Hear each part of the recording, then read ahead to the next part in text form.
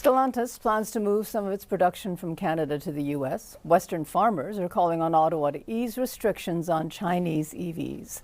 Meanwhile, the CAQ government has presented its Quebec Constitution. Tom Mulcair joins us. Hi, Tom. Hey, Mitsumi, good to be with you. Nice to see you, Tom. So increasingly, we're seeing the effects of the U.S. trade war. You know, the Prime Minister trying to expand trade into other countries. But between the demands from the Ontario auto sector and the Western farmers, and, you know, we used to have Canada strong in that united front, but the cracks seem to be showing. So do you think this is going to be a real test for Mark Carney to keep things together internally? I think that's really well said. I mean, Carney has promised big. So far, I think most Canadians are following him.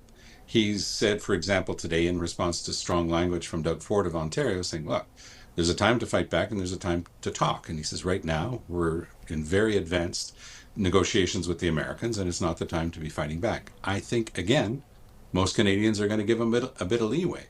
But when you see the closure of a plant like Stellantis, that's 3,000 direct jobs and 3,000 families that lose their livelihood, plus everything that's connected to it in the community, you realize that we're starting to talk real financial pain for Canada with the nonsense from Trump.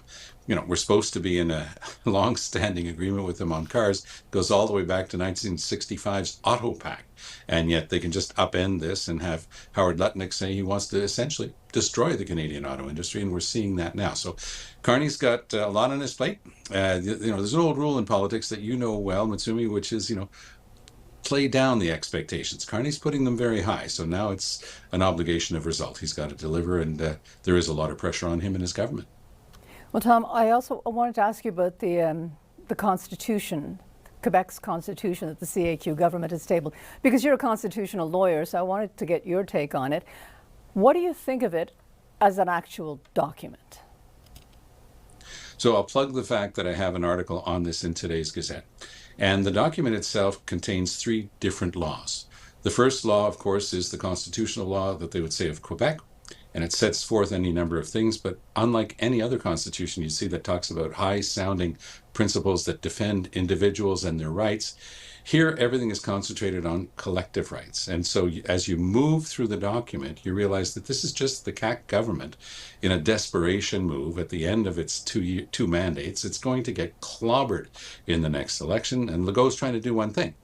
He wants to have anything other than his failed investments in the tragedy of our healthcare and education systems to point to and say, I left something good.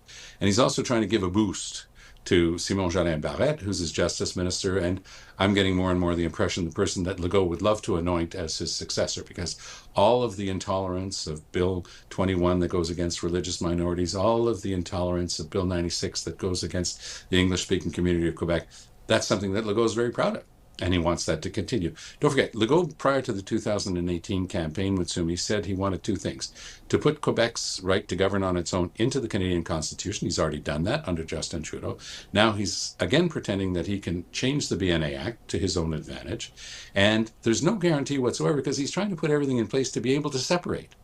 And that, I think, is the ultimate goal of Legault. He said in an interview in L'Actualité that the separatists weren't able to get it all done in one night on a referendum. He says he was going to get there, meaning to separation, bit by bit, on language, on culture, on immigration. And that was his end game. And I think that that's what we're starting to learn. And very quickly, Tom, because we are running out of time. So this Bill 1, as it's being called, the CAQ has a massive majority in the National Assembly. I mean, it's going to pass. So what response should we be seeing from the other parties or from Ottawa with this going on? Well, we need a principled response, and we're not getting that from either of the Liberal parties. The Liberal Party of Quebec, of course, which is the official opposition, is cowering in its corner. Pablo Rodriguez recently said that he thought that Bill 21 brought social peace, trying to rationalize a law that openly discriminates against minorities. And of course, Mark Carney gets to a bit of an out, because he gets to say he's got bigger fish to fry right now. But at some point, he's the Prime Minister of Canada.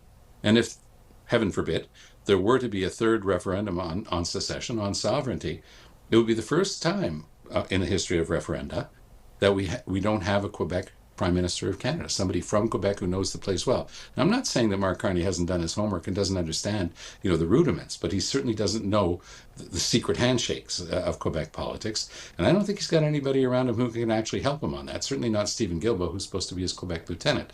So I think they've got their work cut out for them. I'm not taking anything away from Guilbeault. He's a smart cookie, but he's never been involved in his life. He's always been an environmentalist. He hasn't touched any of these constitutional questions. So I don't think he's the person who's going to be able to drive this file. So I'm very worried, frankly, in response to your question of what's going to happen here in Quebec and, of course, ultimately in Canada. Okay. Thank you very much for this, Tom. Great to be with you, Mitsumi. All the best.